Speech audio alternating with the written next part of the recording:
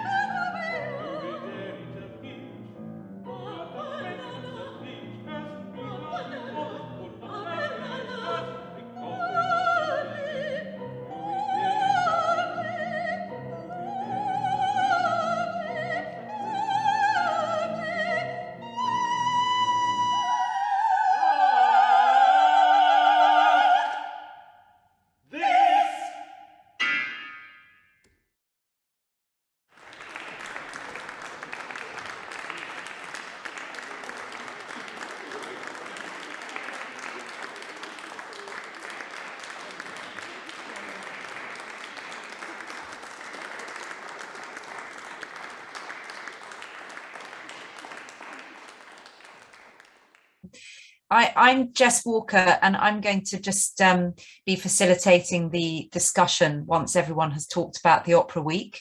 I'm a singer and writer and also senior lecturer at the Royal Academy of Music. Audio description, I think we're doing as well.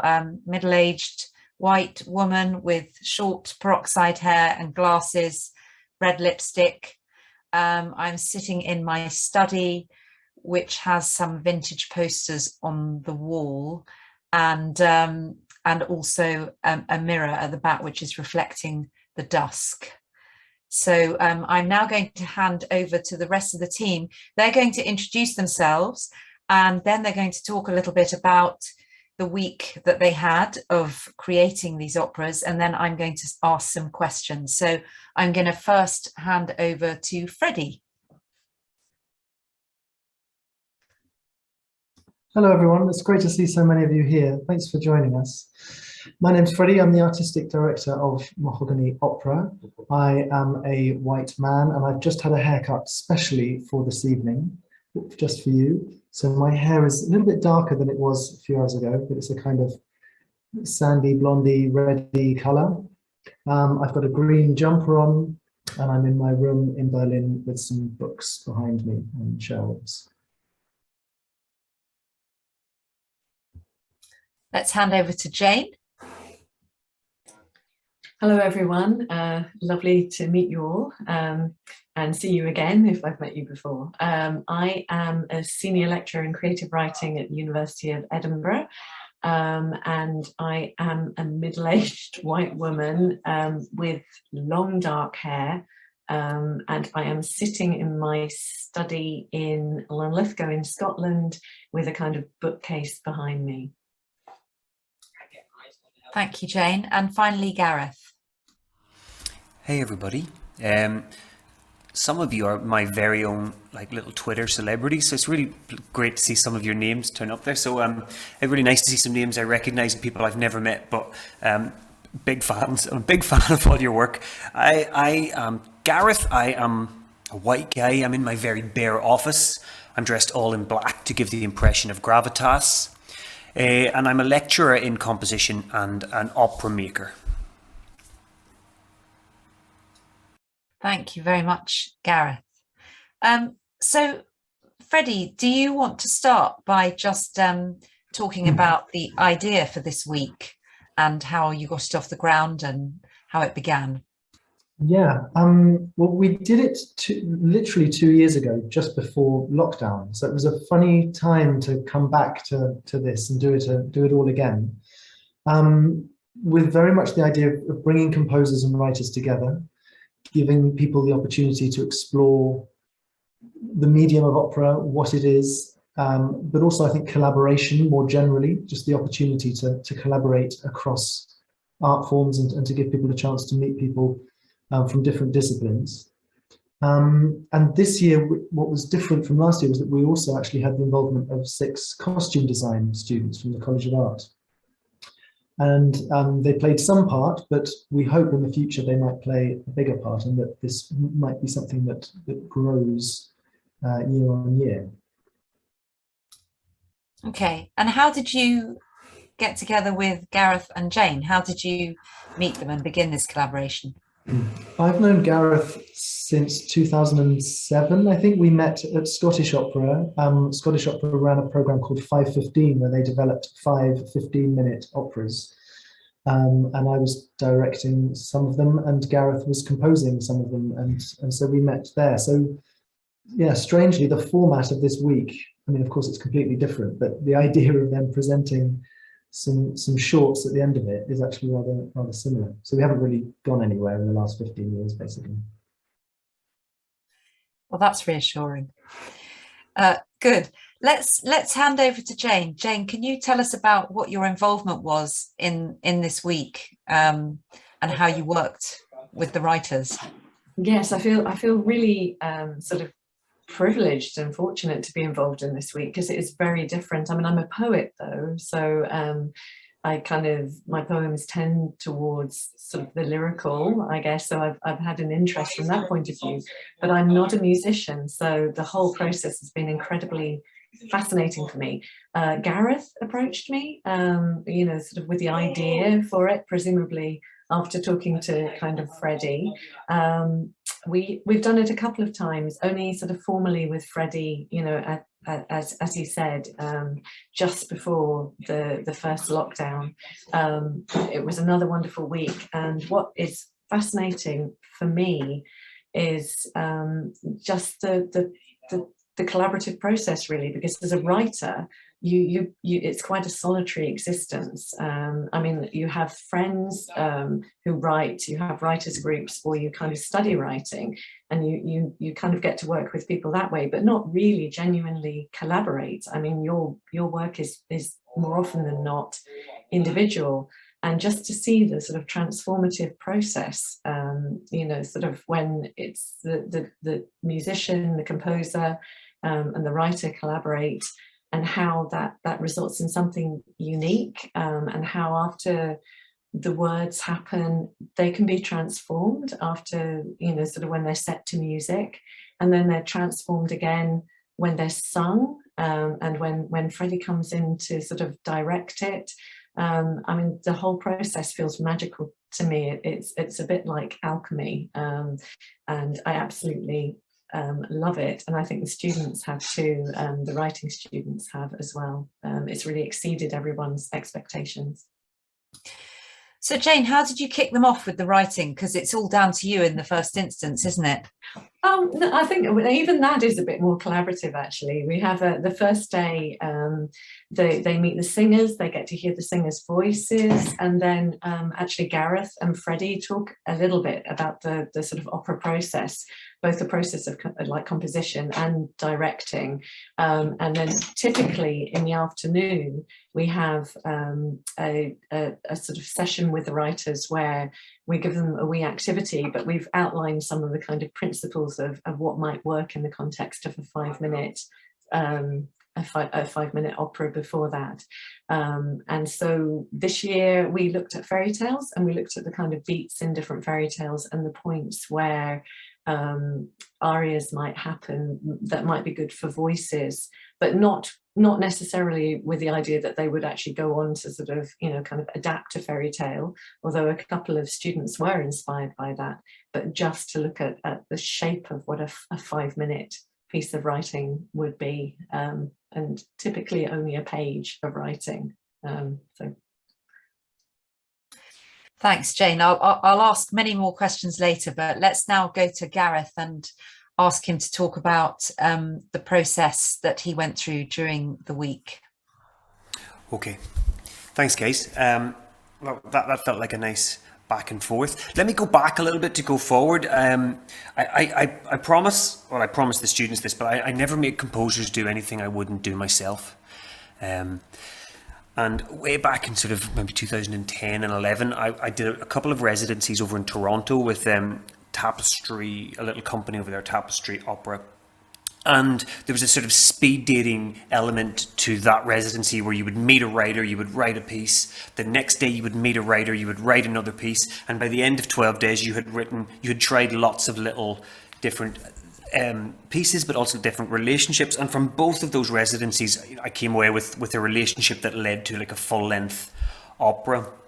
So I had got a real kick out of that experience. But the alternative to that in terms of my other opera making has always been that they take a long, long time and they're very expensive.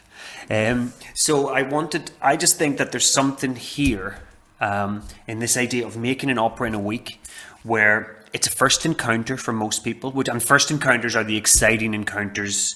They're exciting and you're allowed to feel. So that's an important thing. So I think that's really the ethos of this for me, is that we are allowed to come along and just play for a week and to watch the process build. So that's essentially where we were at. I think the composers we had on board, we have some from our PhD program, we have some from the Masters in Sound Design, and we have some undergraduate composers from across our School of Music. So there was lots of different angles and different backgrounds, but from most of the composers, this was a first experience. The format of the week then began by meeting our 3 opera singers. And at that point, I'll pass it back to someone else to tell the rest of it. Okay, so who wants to go on from having met the opera singers? I'm interested to know how you put the collaborators together. Did you just kind of randomly select the partnerships, or did people get any say in who they work with? Yes, I mean, we just, given the time constraints, and this year it all came together kind of at the last minute. We did do it randomly, which in some ways, you know, it would be quite nice if we could kind of, you know, match them in some way, but just, you know, the constraint of the time, we just put them together on the day. They had said a little bit about themselves, so I kind of made some, you know, approximate sort of hoping this would work out with that, but it wasn't very scientific, I'm afraid. So yeah. That's fine. So I'm going to keep asking questions, but I'm now going to say to everyone here, if you have a question for our panel, please put it in the chat, and I will make sure that I ask it. But while you're all thinking of those questions, I'm going to keep asking my questions. I guess that one of the main things I want to know is the time constraint that you had, which was, you know, pretty tight, because there were quite a lot of pieces that you managed to do in that week. Do you see that as a positive thing, or do you see that as an impediment to creativity? Freddie, I'm going to ask you that question. I wouldn't sort of think of it as either. I would just think of it as what it was. And I mean, the thing that strikes me when you're making opera under whatever conditions is that there's no right or wrong. But there are things that work and there are things that don't work. And I'm fascinated in understanding and working out why does something work and why does something not work. And so I think to put yourself as a creative artist under different conditions, I think it helps you understand why and how things work and how things don't work. And so I think by limiting the time, your decision making naturally changes. And so I think that is just an interesting exercise. And I think as Gareth says, I mean, I'm a bit nervous about this idea, you know, people talk about, oh, you can fail. And I don't really like that word because it's not, you know, it's not actually a failure. We're just playing, we're experimenting with something and we're learning from it. So it's not a failure. But just to take away that pressure of producing a show, I suppose, is what we're talking about. But yes, I think, I mean, we were reflecting just before this that perhaps the limitations on the time, they do mean that the pieces that people create, you know, there is a sort of simplicity to them, which in one sense is good because you really have to distill something, but perhaps you miss a bit more of that time just to really delve more deeply into something. So I'm just sitting completely on the fence and just saying, okay, that's fine, that's fine. Alex, one of the writers, has said, my experience as one of the writers is definitely that it does breed better work for all the reasons Freddie's saying now. So that's very interesting to know. And Lena says, yes, I do think it helps a lot. I mean, you could always make something better with unlimited time, but this short time frame is a lot better than a slightly more generous time frame. I mean, I think it's hard to collaborate with people that you don't know at all and very, very quickly. So it's amazing that the richness of the work that we've just seen in those highlights, that it was created in such a short amount of time. You mentioned at the beginning, one of you, I think it was Freddie, said something about how, no, actually, maybe it was Jane. You said something about how you set out what might work in a 5-minute piece. I think it'd be really interesting to know what those things were that you said that would work for a 5-minute piece. So Jane, I don't know if you want to take that, and maybe Gareth, you might add to it as well. Yeah, I mean, very briefly, two main things is kind of attentiveness to voice, and, you know, thinking about voice at all times, which is an important, sorry, it's my dog, is an important part of literature, obviously. And we do have prose writers, but we also have poets who have participated in the past. And so for them, voice may or may not, I mean, voice is obviously important in poetry, but dialogue they might have had less experience with. But yeah, so attentiveness to voice and keeping it spare, you sort of not excessively, not over described, paring it down, paring it back. And we have a very brief on the second day editorial session where we look at that sort of together. And in fact, this year all the writers got together in a group to sort of critique each other's pieces as well, which I think helped them enormously, but they'll be able to say a bit more about that later. And what would you say is the function of text for a new piece of music theatre? That's an interesting one. In this case, it was the starting point. So, I mean, I don't think, because of my lack of musical background, I can't sort of say what that is more generally. I think Gareth will probably be able to answer this one. But in this case, we started with the text. So the writers talked about their ideas. They developed a pitch with the composers. So they talked about what interested them both, and they developed that in collaboration between the two of them for each pair right from the get-go. And then the writers went off, and almost with that commission, that they'd had in conversation with their partner, and then wrote it overnight, and then we workshopped it the following morning. So in this case, it was the beginning. It was kind of the impetus. But I think Gareth will be able to talk more generally about that relationship. We've got a question, but Gareth, first of all, yes, if you could just expound a little bit on the function of the text in this process. I mean, that's Jess. That's a hard question. It's really. It's a fun question too, but there's a few things. I'm just going to go back a little bit again. I want to have a quick fight with Freddie about failure, and then come back through and talk about text. No, Freddie's quite right. There is no failure, but one of the things I want this week to be about is the opportunity to say, this isn't for me as well, but to just try a week of this crazy thing called opera, and if you get the bug, go forward and multiply. But if not, you're very grand to walk away, and it's an opportunity to do that in the industry. If you're 2 years into a process and there's been a lot of money already spent, and you're in a collaborative relationship with another artist, like, you really can't do that. You can't walk away, and you can fail at that point. So this is an alternative way to just get a quick idea. Is this relationship going to work? Is this idea got some merit that we might want to expand later and go forward? So it's a nice little kind of snapshot of that. I think there's two types of, we could talk about this all night. Everyone here looks like a very creative person. But there's white hot writing. There's instinctual, fast, scribble it down writing. And that's what this week is, that kind of writing.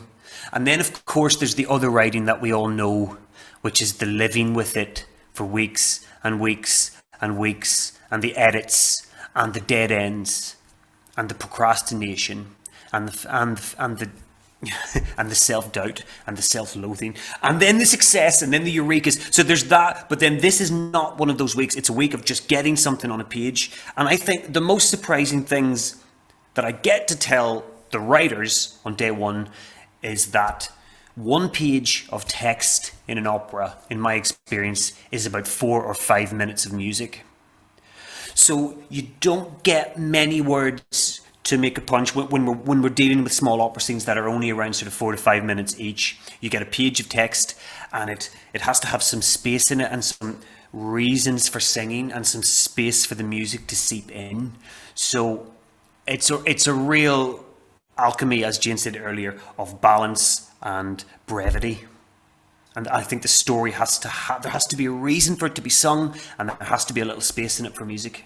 Yeah, that's great, Gareth. And did you talk at all about stage directions and how that can inform the composition as well? That silence from the singers and can be filled in different ways. Was that part of the week as well?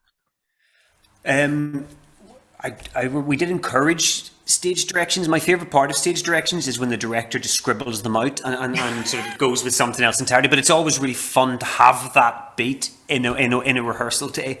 I think those ideas show that you're thinking about how long things are taking, and in opera sometimes you're turning a tanker, aren't you? It can take musically, you can take quite a bit of time to get a character turn or a plot twist or a little bit of exposition.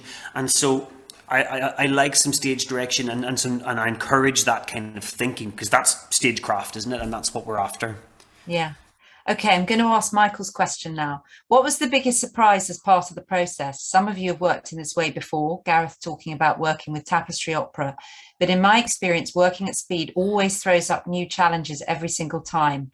Any particular surprises collectively or individual collaborations? Freddie, I'll ask you that one first.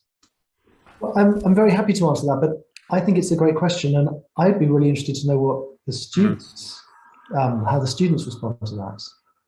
First, if any of the students here want to pitch in.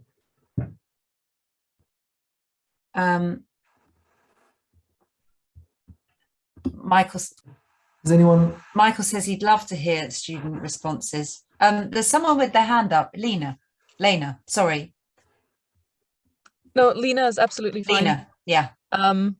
I'm also a middle-aged white woman and I'm sitting in my car, so it's very dark around me. There were no... So the huge surprise for me was how smoothly it went.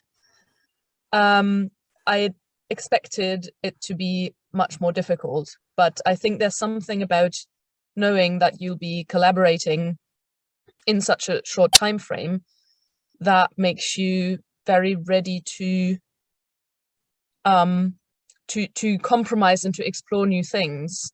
And then I was really prepared to, compromise a lot, and then I didn't have to. So that was just fantastic. And Lena, can you tell everyone what your contribution was to the week, which piece you were doing and what? Yeah, so I'm the writer for Do I Dare Eat a Peach, and Charlie, who's also here, wrote the music and selected the sort of pieces of my writing that would go into the music. Yeah, and did you get a big surprise when you heard the music? Honestly, I really liked it, so it was almost like a surprise at not being more surprised, because it just seemed to fit. Yeah, that's great. Alex, you have a contribution to make at this point. Yes, it actually, so I'm Alex Penland. I am a 30-year-old non-binary person with long dark hair. I'm sitting in a room that looks from this angle perpetually to be like sort of underfurnished. It's just that all the furniture is on the side of the room that you can't see. But yeah, so my contribution, I worked with Philly Holmes, who also has his hand up after me, on 3 iterations of Odysseus. And I guess I sort of want to reiterate what Lena said, in that it was, I think one of the biggest surprises about hearing the music was that I wasn't surprised. It was exactly the music I had in my head. And also just, it was really delightful to work with Philly on it too. I think by the end of like the introductory exercise, we already had sort of an idea of what we wanted to work on, which it went really fast. It was great. Yeah, the biggest surprise was just that it went so well, and it's such a thing that it feels very dangerous to work with someone you've never met before, you know nothing about them, and then to just like all of a sudden have this art appear, and it's wonderful. Yeah. And Alex, what was the first exercise and how did it sort of spark something for you? So it honestly, I feel bad. I'm so sorry, Jane. We honestly didn't do the first exercise. It was just, we were supposed to find things that we had in common and sort of get to know each other a little bit. And I think it was Philly said something along the lines of liking experimental music. And I was like, I love experimental poetry. And it just sort of kicked off from there. Great. Philly, would you like to talk to us? Hi there, folks. My name is Philly. I'm I guess, young white male in very clearly a bedroom with a blue light and a warm light on this side. And I've got a mustache and some glasses. So yeah, I was a composer. I worked with Alex. And it's really interesting for me sitting here now to see the writers and talking about how their process felt very smooth, because that was the smoothest part of the process for me. And then when it came to me having now this like gorgeous piece of text that I feel very privileged to work with, suddenly going through that full kind of tearing yourself apart and building yourself back together to compose something within, it was 36 hours. I spent the first good chunk of the evening when I got the text on an idea that effectively got completely scrapped. And then coming into the second day that I had of composing was all hands on deck to create something, which I'm very proud of, and unfortunately wasn't present to hear in person debut as I was back home in Ireland. But it was very surreal experience to go from that kind of full arc into just short and condensed period of time, and the challenges that provides, but also the fact that, like, at the end of the day, you've got to commit something to paper, and finding a way to just sit with the decisions you've made and make what you've just chosen work. Like, we chose the kind of first idea we came to, and I'm really happy with how it turned out. But there were 100 points where I could have gone a completely different direction. And especially if you look at my score, it's a graphic score, not necessarily the same as some of the other scores. And it's very interesting for how that was tackled with maybe opera singers who weren't necessarily used to experimental scoring and notation. So that was very fun. That's really interesting, Philly. And in fact, I'm going to come back and ask you more about that later. I think we're going to have a little bit of a break now. So Bridget, I'm going to hand back to you for a little while. Thanks, Jess. Well, that also feels like a very apposite moment to share the video of Philly and Alex's piece, 3 Iterations of Odysseus. So I'm going to play that, hopefully with sound first time. And yeah, feel free to have a walk around while you listen to this wonderful music.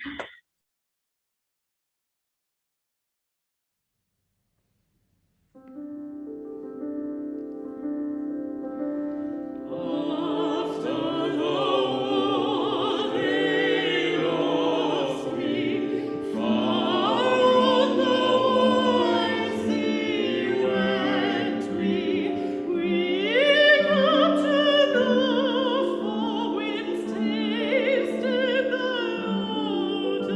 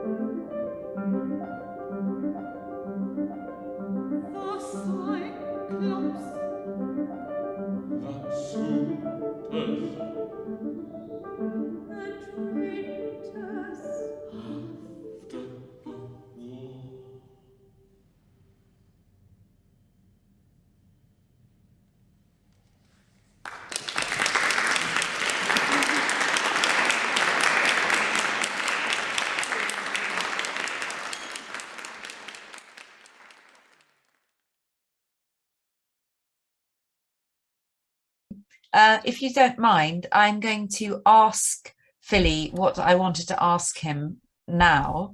You mentioned your graphic score. I'm very interested in that, and I wonder if you could explain to everyone here what that is and how it differs from usual notation. Yep. So actually, Alex is kind of showing it on screen, and it's not maybe the perfect representation, but it's a pretty solid look about what the graphic score ended up looking like. And I will flag that it was very quick. It wasn't necessarily my most polished work, of course, but like basically my whole concept with my practice as a composer is about non-traditional scoring techniques and integrating scoring techniques, like traditional stuff, with kind of interesting ways to kind of format and frame the play of a musician being guided by a composer. And for this, I wanted to do something, I mean, comfort zone, maybe for me and not for someone else, but something that was gestural and allowed the kind of sporadic energy of the workshop to kind of almost show through in the score itself. And especially because the text that we used was about degeneration and like how repetitions of text can change meaning, there was something interesting about having something that wasn't as precise as maybe notes on a score you would typically see. And trusting that, I think there was a key signature of, it was C major pentatonic or something, but it was loose, and I wanted it to remain loose. And sorry, there was a question in the chat there about the key signature.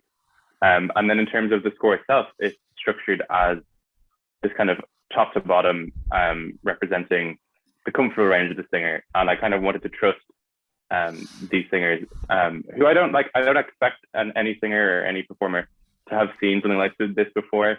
So I want to try my best to kind of imbue them with the kind of trust to just run with their first ideas, or run with the ideas alongside the director and kind of generate something based on the prompts I give them. And I really enjoy creating work that isn't necessarily directly coming from the composer's mouth, but as like the composer sets the framework and the musicians have the room to like play and explore the kind of concept that's been presented to them. And I think for this, it worked. Yeah, absolutely. As Pete asked in the chat there, kind of allowing the singers or performers to own more of it. Yeah, and I think that's a big kind of source of joy in my work. And I always say this to people, and that sounds a little bit dismissive, but if I wanted to make something that sounds one way, I would produce it on my laptop. But if I want to make something that has life and breathes, then I'll kind of make a framework and structure it like a game and create some kind of interesting dialogue between composer and performer. And then trust that they have decades of music experience and I have significantly less. And kind of combining the work of the musician, the instrumentalist, or the DJ in some cases, or whatever it may be, to bring their own experiences to the music, as they do anyway, but bring that to the surface. And kind of creating that space for play is the big thing.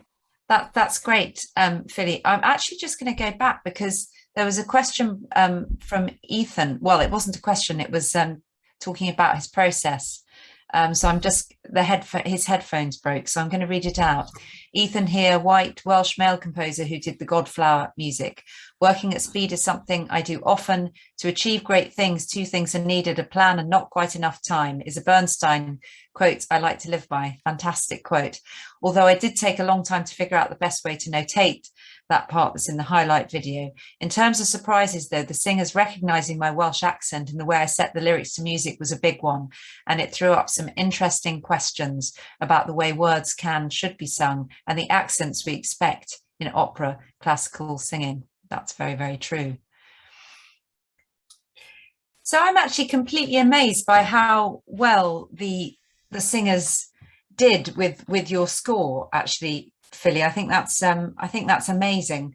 And Alex, you've put something in the chat saying that Philly tapped into a wonderful historical element of the Iliad and the Odyssey too, that the poems were originally sung, and by letting the singers bring themselves to the music, he brought that element in as well.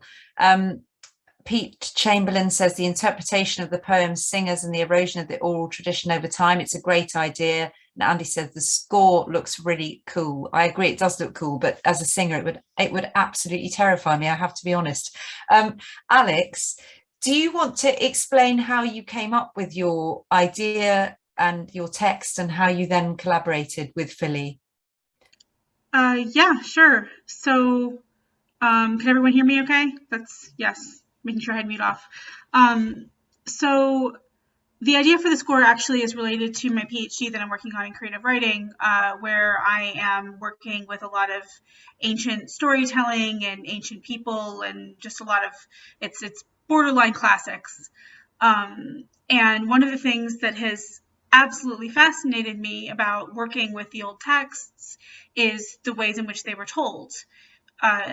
One of the things that really, really fascinates me about the Iliad and the Odyssey is the fact that by the time they were written down, they were already 500 years removed from their inception. So by the point the stories are written down, they're already eroded. They've taken away the element of the singer and the element of the performance that was originally an integral part of the text. So when Philly and I got to talking about sort of what we wanted to do, I've been doing a lot of work in Homeric meter, even though I'm in the fiction strand, not the poetry strand. And we both really sort of like the idea of like degradation, and considering the fact that the stories are initially already degraded, even without the passage of time, just by being written down, I thought it'd be really fascinating to have something where they had that sort of degradation shown in the music, where the music sort of takes over. And people who were watching on closed captions would have noticed that the words were sort of barred with the meter. And then when the words were taken out, the meter was left in with a dash for a long syllable and a dot for a short syllable. And it was sort of like, as the music filled that in, I was blown away by what he did with it. Yeah. Thanks, Alex. So so we've got some things in the chat here, with Freddie saying they were essentially live composing, and Anne saying yes, so like jazz but more so, and then Philly saying yes, I was certainly aware of the potential fear I'd strike in the singers, but I thought I'd take a shot at this style and see how they responded. No better time for experimentation as when the stakes are low. And Philly, you're absolutely right, but of course what you did was you gave them, and as Michael Bettridge is now saying, you gave them ownership. He says, handing over some of that ownership to singers can allow them to thrive, though.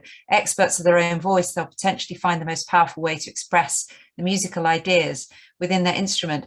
I think that's very true. And I think what you've done is it's a very generous thing, actually, because, of course, the singers are embodying the parts and singing the texts, and you've given them some autonomy here that singers very rarely get with new composers. I wondered if you'd like to talk a little bit more about that and why that was important to you. Yeah, of course. I think, like I said in my kind of long monologue before, was the point of, if I wanted to make music that sounded one way, I would just make it sound one way, and build it into, say, a production or something I do like on my computer in something like Pro Tools or Logic or Ableton. And then when I get an opportunity like this, which is so rare for me as a young composer, to work with these real musicians and people who I look at, and there's no doubt that they have more experience than me. So I feel no real, it sounds weird, but I feel like no real right to like define exactly what they have to sing, which sounds quite funny as a composer, because it's always your role is to kind of give them the material to play around with. But I look at these very, very experienced musicians and I can only see the potential, and I want to kind of lift that potential as much as possible. And the best way to do that is to trust that they can bring their own identity to the stuff that they have to produce on stage. So I never really feel too precious parting with my work in that way, to let performers kind of interpret it. And I find that it's so rewarding as well, because me as a composer, I get to then also sit in an audience and see something that I have kind of given energy to. And then even then it's a completely unique performance in front of me, despite the fact that I've been so intimately involved with the creation of it. You kind of still have this kind of fresh experience every time, and especially if it's going to a couple of different, say, ensembles or over say the years, and I'm sure other composers who compose in quite loose graphic styles and gestural styles will agree, is that like seeing your work interpreted in all these different ways, it's so refreshing and exciting for me. And certainly I feel no kind of preciousness about handing over that authority and autonomy to people who are, experts in their own field and should be trusted to kind of do their best work. I think that's interesting, and it is definitely a progressive way of making work. Of course, there are quite a lot of singers who, because of the way that we're trained, when singers see something like that, it could go the other way. I mean, they could just completely clam up. I mean, obviously you chose singers for this, I'm sure. Mahogany Opera, you chose singers, or perhaps it was you, Gareth, who chose the singers. Maybe that's something we should talk about, that these were singers who were very capable of doing this and bringing their own personality to the table very quickly. I mean, that's quite a skill to manage to do that, and they did manage it exceptionally well, I would say. We got some things in the chat here. Was there enough time allowed for singers to make offers towards textual changes as well? We've got the names of the singer: Phil Galt, Jessica Leary, Laura Margaret Smith, and Freddie says, sadly no, Andy, but in an extended rehearsal period this would certainly happen. I mean, it's rare for singers to get much opportunity to make change, especially when it's such a short time period. But I think the fact that you did give them that creative autonomy, that's a really wonderful thing to see. I wondered if any of the panel has got anything else that they want to add about that particular process for this opera. Freddie, have you got anything to say about it, given that you spend a lot of your life directing opera in which singers are basically told what to do by you? Yeah, by me, exactly. Well, no, I mean, I had a very sad experience the other day working in an opera house, which will remain nameless, where the singer turned up for the first rehearsals, and I asked him what he thought about his character, and he said, "Oh, I don't think about my character anymore. I just do what I'm told." So there is a very different type of singer out there who, I'm afraid, has just been battered into oblivion in terms of any kind of agency. And I think, obviously Alex and Philly's piece demonstrates that, but I think all of the pieces that we had in the week were really generous and really thought about the singers and the characters and the voice styles and what have you. So I think that's something that's great. I think that's something that we need more of. One tiny reflection that Alex said just now, that when she heard the piece, it was exactly how she heard it in her mind, and I love that, because the composer doesn't know what it's actually going to sound like when the singers are singing it. So that was a beautiful thing. And I should just add that when Philly first heard that piece, he was on a bus in Dublin. We were zooming him in. So it had a very wonderful kind of birth. Yeah. I've got written here that we're having a 3-minute break now. So Bridget, I don't know if you want to take over again for a minute. We were keen to sort of share a little, and perhaps another extract, although I'm slightly nervous about whether it's going to work on my machine. But I will try, and Gareth, perhaps you can be on standby. I can set that up now if you like. Yeah. Or do you want to try it in yours first? Would this, is this Talia's piece? Yes. And Let Us Home. Let Us Home, and up to 2:56. There's a sort of natural break there. Okay, I'll just need a minute. Talia's just had to go, sadly, but I still think we should set this up to share. Yeah, So it'd be lovely for everyone to hear it. So Alex, just from what Freddie said there, I as a writer, I always hear music in my head when I'm writing something. It's not music I would wish to share with anyone at all. But I'm often really surprised by, I'll set something quite fast in my head and the composer will set it really slowly. But clearly you didn't have that experience. You had amazing synergy. Yeah. I mean, part of it, I think, is also that it's very difficult to not hear music in your head when you're working with verse. It has quite a solid pattern to it. So it wasn't exactly like, he added in some lengths and that I think worked very, very well, but it wasn't quite exactly it. But spiritually, it felt sort of the same. It was the same type of performance and the same thing that I was hearing in my mind.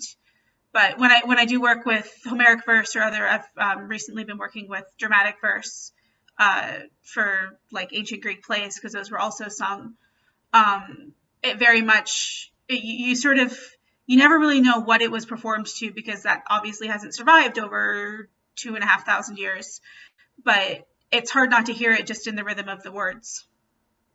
Yeah, it sounds as if you really listened to each other as well when you were talking about your idea.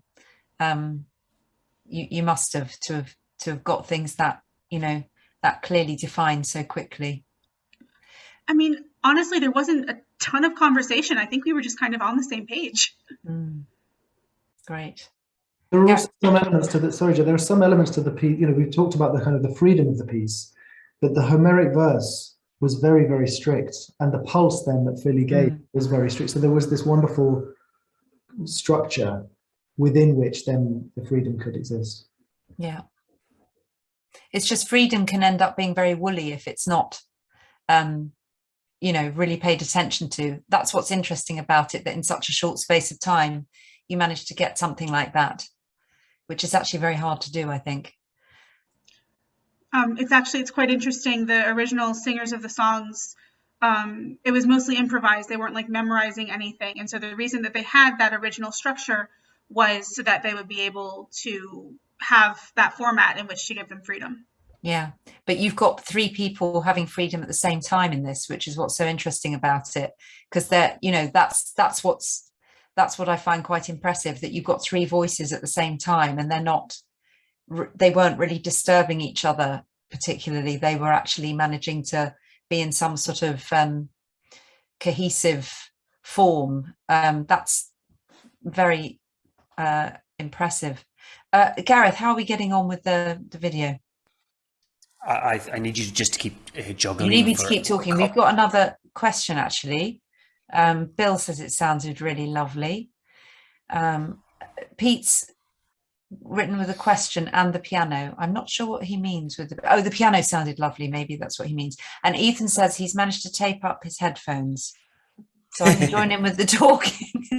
But first I have a question. Would you, thinking of direction and stage directions, give the singers the same freedom, a sort of graphic stage direction?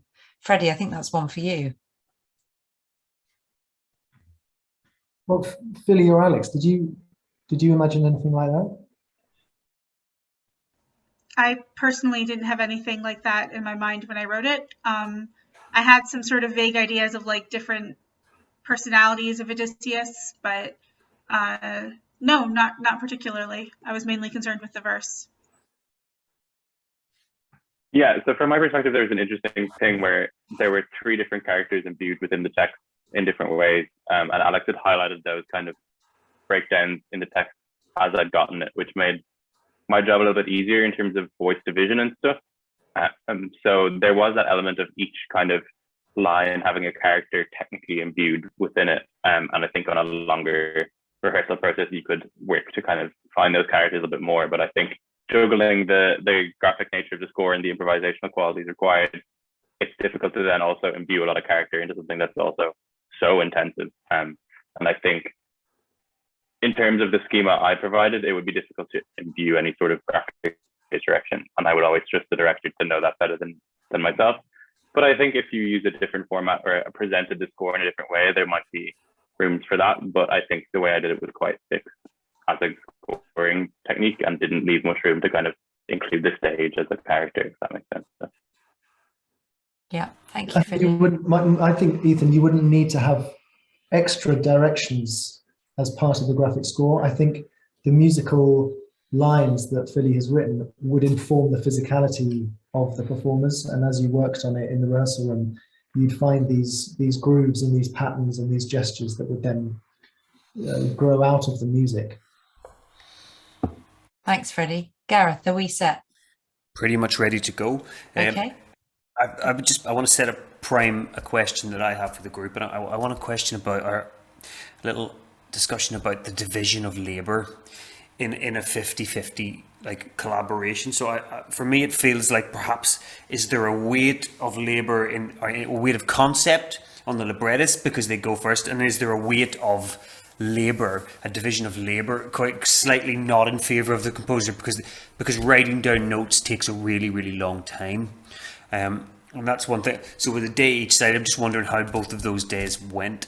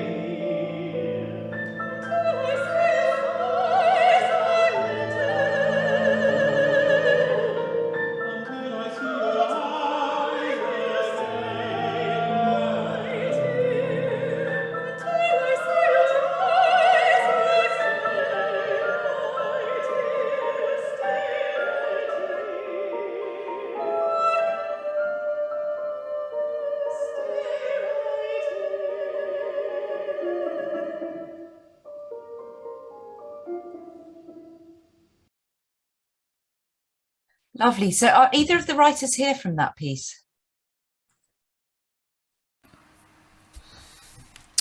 Sadly, we just lost Talia. I know the composer had to go on it.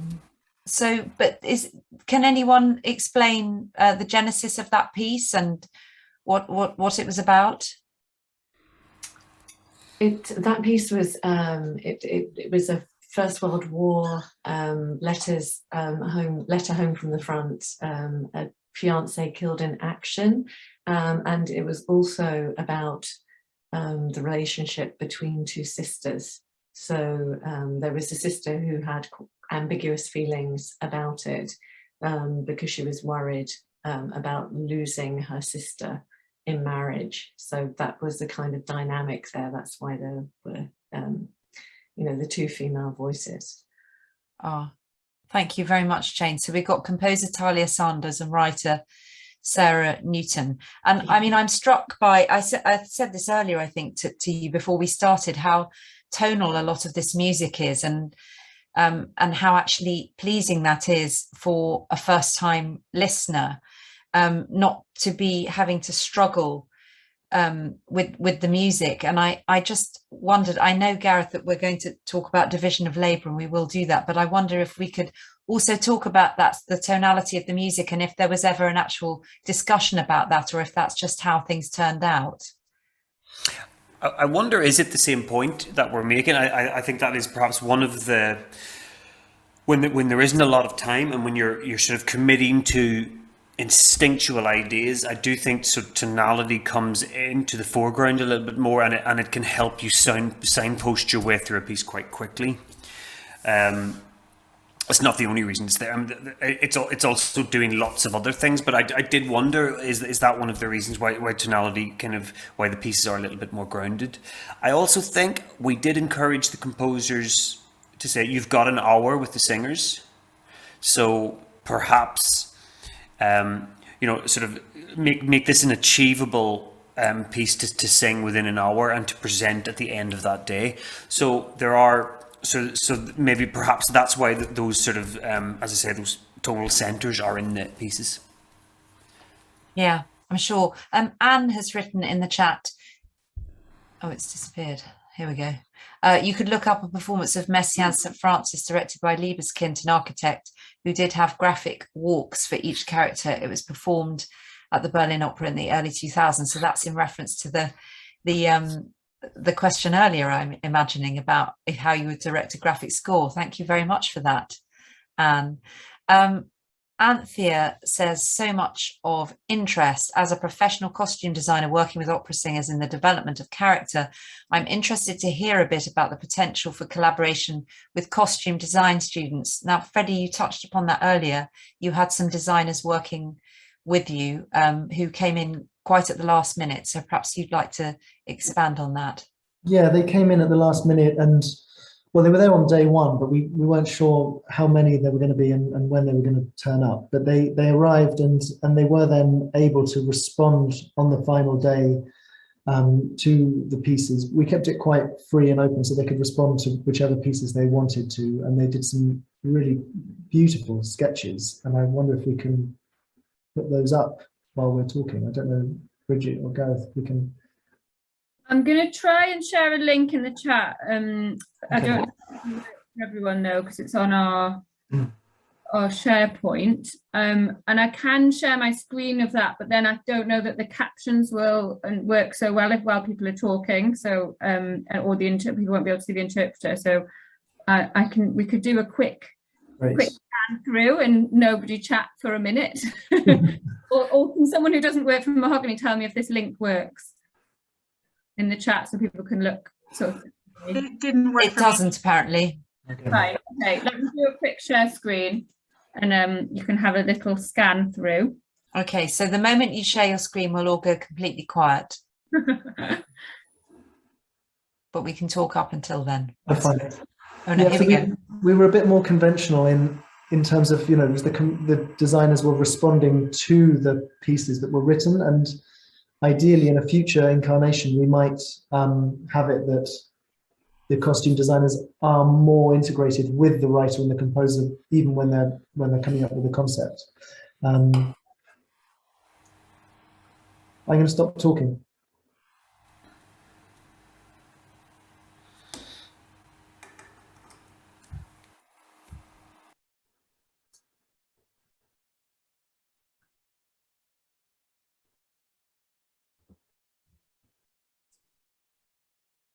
This is Bluebeard. I'll just say what they are, shall I?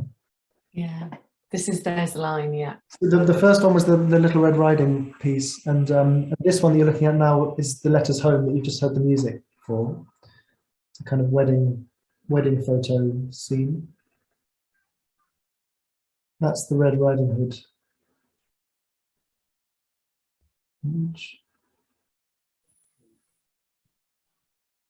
This was the Peaches. This was a set design for the Peaches piece, which was all about kind of trying to decide between two extremes, the kind of the black and white and the circle of contemplation.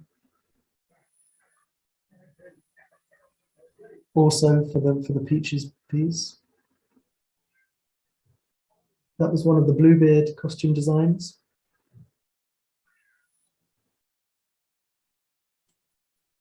And that was another Bluebeard costume design as well. Bluebeard seemed to excite the costume designers.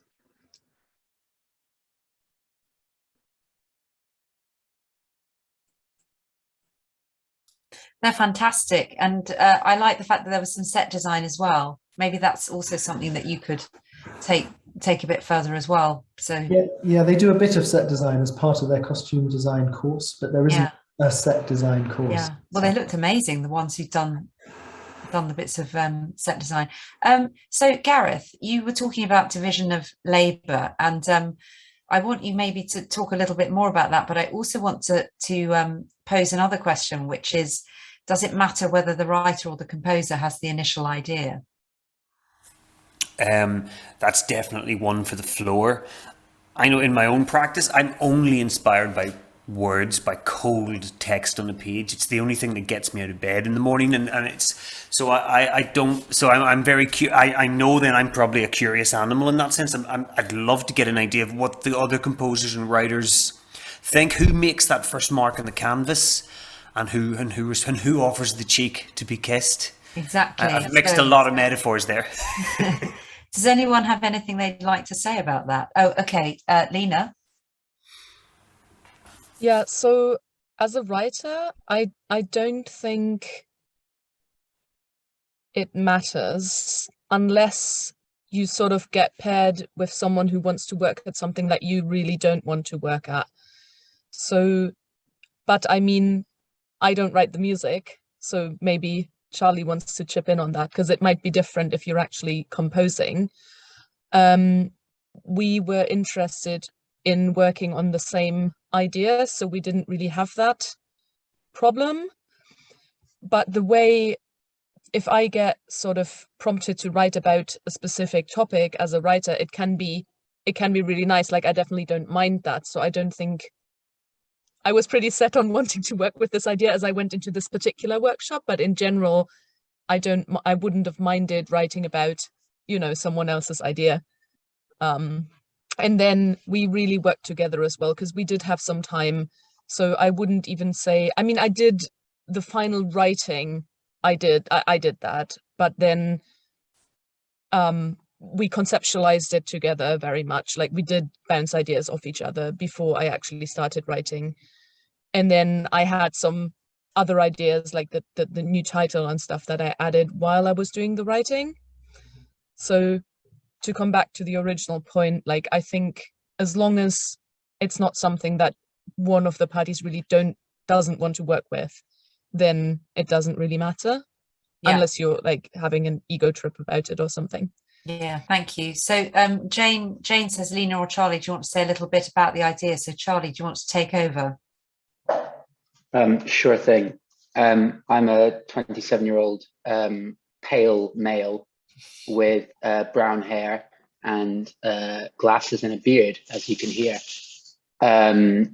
I was the composer for Do I Dare to Peach, worked with Lena. I think the thought that I just had this minute listening to Lena talk was, it's interesting how we all took it completely as read, like absolutely assumed that the way it would work is that the writer would go away for one day, work in their little bunker, send the work over to us, and then we would work in our little bunker and send it off to the singers, the sacrificial lambs who had to actually perform it, which is strange, because at least in the case of myself and Lena, it would have made much more sense for us to just be in a bunker together for 2 days, doing the whole thing at once. It's now only occurring to me how silly it was that we did it the way we did.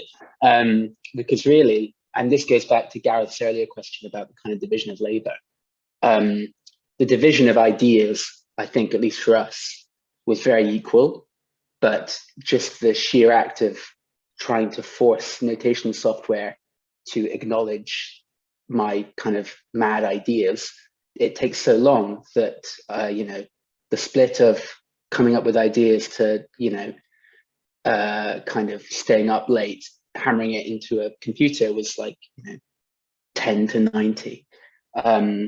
Whereas if we'd just done it together for 2 days, I think it would have been probably more fruitful because we could have bounced ideas off each other. And, you know, she might have had responses to what I was doing with the music that made her want to try something else with the text, and vice versa. But this is kind of the way we have it, and I think it's quite strange. I don't know of many composers who have a relationship with a librettist that is more kind of transactional like that. It seems to be quite common in the industry for it to be this kind of very split up way, like it's still kind of 19th century, and, you know, it's Verdi and his librettist who he barely acknowledges the existence of. So I think that would be my kind of possible challenge for when you guys do this again, is, you know, just open up the possibility of having a more kind of flexible relationship in the early stage. But yeah, that's my point. Thanks, Charlie. I mean, it's a very interesting conundrum, isn't it? Because certainly it's true in the industry, you know, if you're looking at the creation of opera, it is all about the composer, and you're not going to sell an opera very often on the libretto. But the librettist is so incredibly important in creating that world in the first place for the composer to be able to set. I mean, we could talk about that for hours, I imagine. Alex says, I think it was the same for us. We came to a concept together before we had content. Philly says, for me, it certainly feels more important that someone just makes the first brushstroke on the metaphorical canvas, doesn't matter who, as long as there's a jumping off point, which I agree with. It doesn't really matter where you start. You just got to start somewhere. Otherwise, nothing happens, does it? Anthea says, wonderful. Thanks for sharing so much talent. Opera is truly a total and wonderfully collaborative work of art. By the way, love the Bernstein quote, not enough time is good. Michael is dashing, but thank you for a fantastic thing. Bravo on such fantastic new works and wonderful insights into your processes. And oh, Ethan, I don't want you to go because you had your hand up and I wanted to bring you in next. Have you gone? I think he's gone, unfortunately. He's gone. Oh, I missed him. There you go. Not quick enough on the draw, I'm afraid. Pete Chamberlain says Auden and Britain, maybe how close was their working relationship? I think the librettist composer relationship is an absolutely fascinating one and definitely something to talk about more. We are actually out of time. Freddie, is there anything that you would like to add at this stage? Not that's going to then just create another 5 minutes of conversation. There are lots of things that I'd love to say, and I've so enjoyed listening to everybody, and thanks everybody for their contributions. And actually, it's just been a really lovely way of kind of reflecting on the week and sort of drawing it to some kind of a close as well. So that I've really enjoyed. Great. Bridget, shall I hand back to you?